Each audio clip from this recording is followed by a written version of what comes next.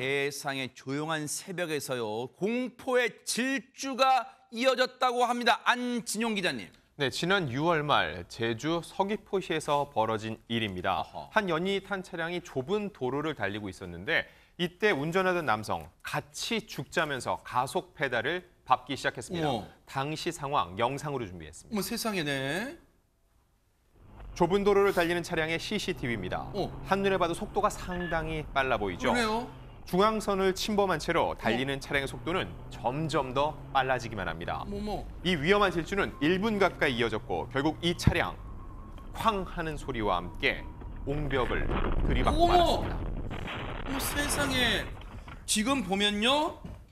앞서 이 차량의 블랙박스 영상 보면 도로에 속도 주려고 만들어놓은 이 방지턱 있잖아요. 이것도 그냥 속도 아니로 펑펑 넘어가고, 아니 저 정도면요, 최명 위원장님, 차에 탄 사람들 많이 다쳤을 것 같은데요. 글쎄 말이에요. 그 여성이 가슴뼈에 골절이 생겨서 전치 4주 정도의 상해를 입었다고 합니다. 조수석에 여성이 타고 있었는데 지금 골절상을 입었을 때로 어느 정도인지, 지금 저 블랙박스 영상만 봐도 속도감이 어느 정도인지를 좀 감지할 수 있는데, 하재근 평론가님, 여성은 지금 상당한 지금 부상을 당했어요. 차에는 그러면 조수석 여성 타고 있어요. 그 운전은 누가 했을까요? 운전자가 원래 있었거든요. 그러니까 저 여성하고 연인 관계인 50대 남성이 운전을 했는데, 근데 저 차 안에는 사고가 난 이후에 운전석에 아무도 없었습니다. 어떻게 된 거냐면 그 다친 여자친구만 놔두고 운전자 50대 남성이 그냥 홀로 도주를 해버린 거예요. 이런 천하의 나쁜데. 바로 옆에서 여자친구는 다쳤는데, 그래서 사고 20여 분 후에 다친 여자친구는 혼자서 집으로 돌아갔고, 그 경찰이 차량 번호를 조회해서 운전자를 특정을 했거든요. 그래서 지난달 28일에 자택에서 검거를 했습니다. 세상에네. 근데 도주했던 50대 남성은 아프다면서 조사를 불응했다고 합니다. 이런 방귀 낀 놈이 성내는 격이잖아요. 저 짓을 저질러놓고 아프다고 조사를 못 받겠다뇨. 그런데 세상에, 앞서 얘기 들으셨잖아요. 지금 저렇게 무서운 속도 차를 몰면서 정말 입에 담기도 오싹한 그 얘기를 했다는 거예요. 정말 죄송해요. 같이 죽자면서 저렇게 무섭게 속도를 낸 거예요. 왜 이런 짓을 했을까요? 얘기 들어보시고 이어가 보도록 하겠습니다. 일단 둘이 작년에 만난 사이인데요. 돈을 빌렸어요. 네, 돈을 이제 돌려주라, 갚아라. 그러니까 여자가 돈 없다. 남자가 이제 타고 가다가 막 고함을 질러요. 같이 죽자. 그러면서 이제 차 속도를 시속 97km까지 과속을 해요. 옹벽을 들이받은 거죠. 그리고 여자는 다쳤는데 남자는 그때도 화가 안 풀려가지고 걸어서 자기 집으로 가버려요.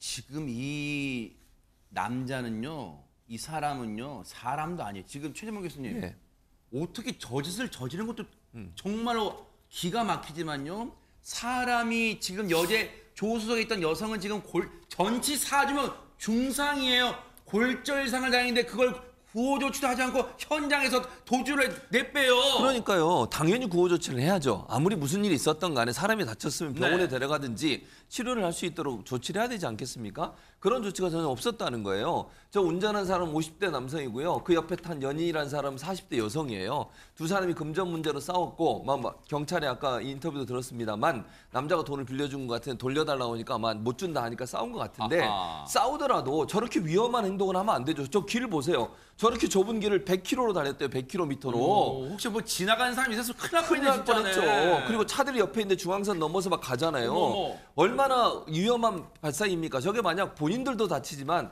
아까 말씀한 누가 있었거나 차가 있어서 부딪혔으면 어쩔 뻔했냐고요. 아니 근데 속도를 못 줄인 거 줄이려고 했는데 못 줄인 거예요? 아니 그렇지 않아요. 일부러 저렇게 간 거예요. 일부러. 그러니까 여자를 겁을 주려고 한 거죠. 내 돈 내놔라 하면서 협박하면서 과속을 한 거고요. 같이 죽자 하면서 저렇게 위험한 행동을 한 거예요. 세상에. 경찰이 지금 의심하고 있는 것 중 하나 뭐냐면 일부러 사고를 낸 거 아니냐 이런 의심도 하고 있는 건데, 남자 측에서 뭐라고 얘기하냐면 그건 아니고 화가 나서 이게 좀 과속을 했지만 일부러 사고를 낸 건 아니다. 다만 부딪히려고 하니까 차를 피하다 오른쪽으로 핸들을 틀어서 옹벽을 부딪혔다 이렇게 얘기를 하고 있어요. 이 부분은 좀 더 수사가 필요하지 않겠나는 생각이 듭니다. 이게 말입니까? 뭡니까 이게? 과속은 했지만 일부러 사고를 낸 건 아니다. 이게 뭐 우리가 어떻게 해석을 해야 되는 거예요? 이 얘기 좀 들어보시고 이어가 보도록 하겠습니다. 일단 사고 자체는 고의가 없는 걸로 나옵니다. 왜냐하면 감속하다가 자기가 미처 제어하지 못하고 충격한 거기 때문에.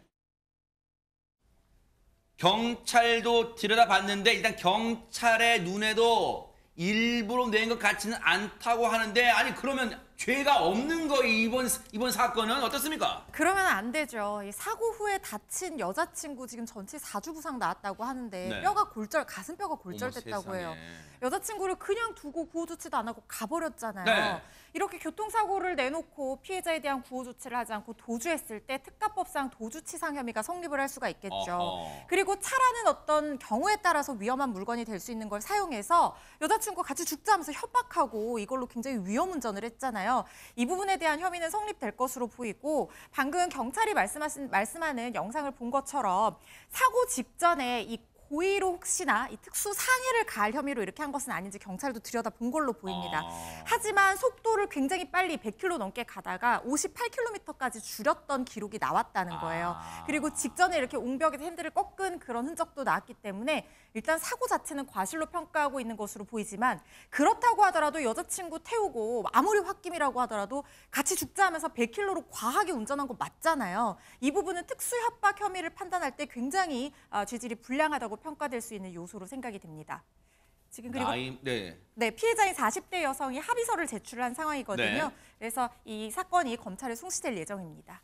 나이만 50대 먹으면 뭐합니까? 철딱서니가 없는데 사람을 저렇게 차에 태고 저런 식으로 겁박을 줘요? 어디서 이런 짓을 저지릅니까? 이건 반드시 경찰 조사 받고 법의 따끔한 처벌도 받기를 눈 부릅뜨고 지켜보도록 하겠습니다. 보고 계십니까? 대박 사건. 네, 안녕하십니까? 김명준입니다. 여러분과 함께하는 뉴스파이터. 다양한 소식과 뉴스를 보고 싶으시면 화면 오른쪽을 꾹 눌러 구독해 주시길 바랍니다. TV로도 유튜브로도 여러분께 한 발 더 다가가겠습니다. MBN 뉴스와 뉴스파이터를 사랑해 주셔서 고맙습니다.